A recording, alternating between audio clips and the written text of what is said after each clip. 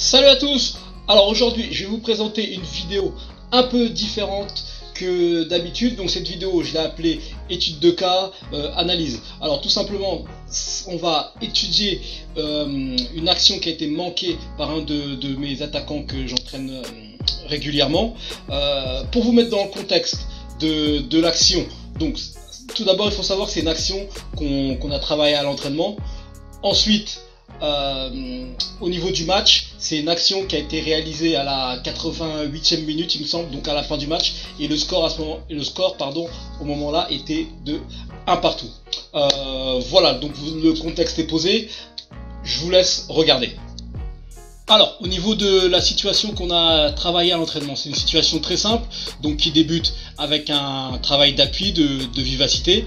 Et tout simplement, là, ça va être une reprise en une touche sur un centre en retrait.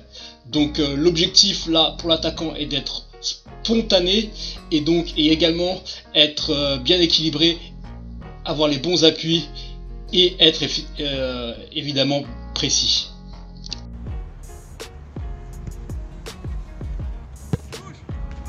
Alors maintenant, place à la situation en match. Donc comme vous pouvez le voir, la situation n'est pas tout à fait pareille que celle rencontrée à l'entraînement, mais le contexte est le même. Donc c'est-à-dire un ballon qui vient en retrait et donc l'attaquant qui doit l'attaquer.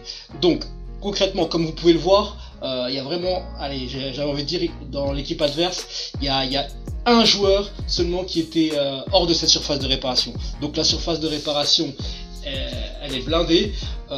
Donc par conséquent, c'est très difficile de frapper en plaçant sa frappe.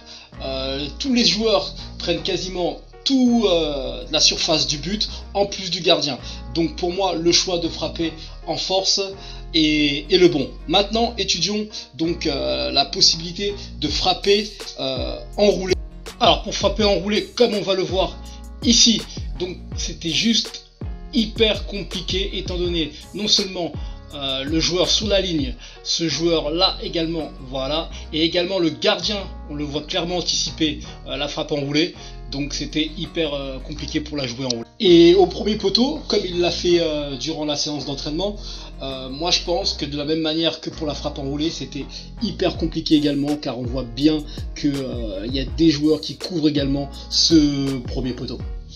Donc pour résumer, je trouve vraiment que la frappe en force était la bonne solution. Maintenant, ceci étant dit, il était vachement important sur ce genre de situation, il est très important d'au moins trouver le cadre. Pourquoi trouver le cadre dans cette situation précise?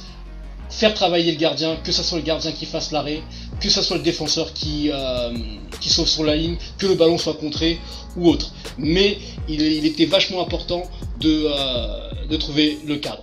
Voilà, je vous remercie d'avoir regardé cette vidéo. J'espère que cette étude de cas va vous aider également si ce genre de situation se présente en match. Maintenant, ce qui serait intéressant, ce serait que vous me dites vous également ce que vous pensez dans ce genre de situation, ce qu'il aurait dû faire, enfin votre avis. C'est toujours intéressant de partager, d'échanger. Voilà, merci à vous et à très vite.